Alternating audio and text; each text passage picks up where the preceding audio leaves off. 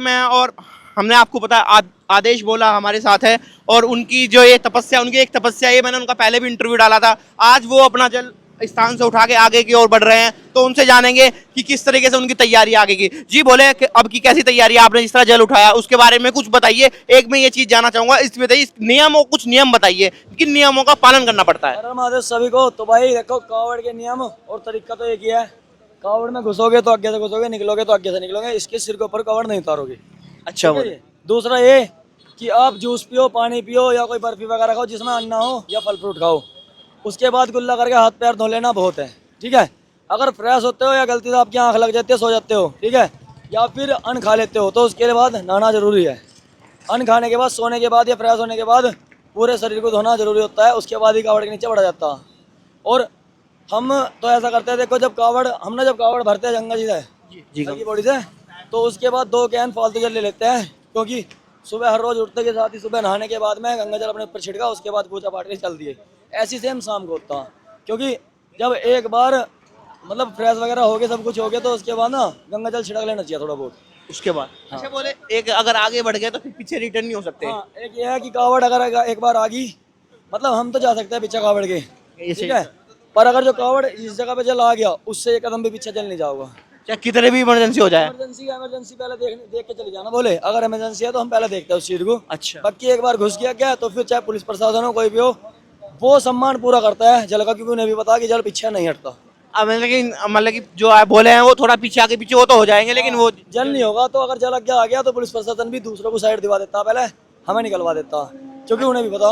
अच्छा बोले, अगर मान ले कि ऐसी चीज होती है, अगर बाई चांस किसी की गलती से, चाहे खुद की गलती हो किसी और की गलती हो, जल अगर थोड़ा सा खंडित हो गया तो उसके लिए क्या करा जाता है फिर। देखो बोले, मेरी तो सोच ऐसी है, मतलब मन ने इस चीज पर कभी ध्यान नहीं दिया, क्योंकि मेरे हिसाब से जल जहाँ गिर जाएगा ना, वो चीज पवित्र हो जाएगी। जल तो मुर्दे को भी पवित्र कर दे, जी जी। है ना।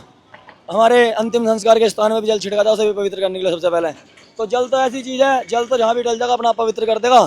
बाकी अगर जल मेरे हिसाब से खंडित कभी नहीं होता। खंडित, ठीक है। अगर जल की आप मतलब देखो, गलती से हुई, गलती भगवान को पता गलती से हुई है, तो बच्चों को क्षमा करेंगे जरूर। पर हाँ, अनजाने जो जानबूझ के करी गई गलती, वे माफ नहीं होती। वो माफ क्यों, कोई आते हुए बदतमीजी कर रहा है उस चीज को लेके, वो माफ नहीं मतलब होती। पी के कोई आ रहा है और बदतमीजी कर रहा, तो उसकी तो गलती होगी। पर अगर कोई जैसा साइड से निकल के जा रहा, देखो गलती सबसे हो जाए अनचूक में, तो अगर किसी भोले से हो जाए तो हम भी उस चीज़ में, यानी कि उसने जानबूझ करी, उस चीज़ को हम भी ज़्यादा ड्रामा ना बनावे।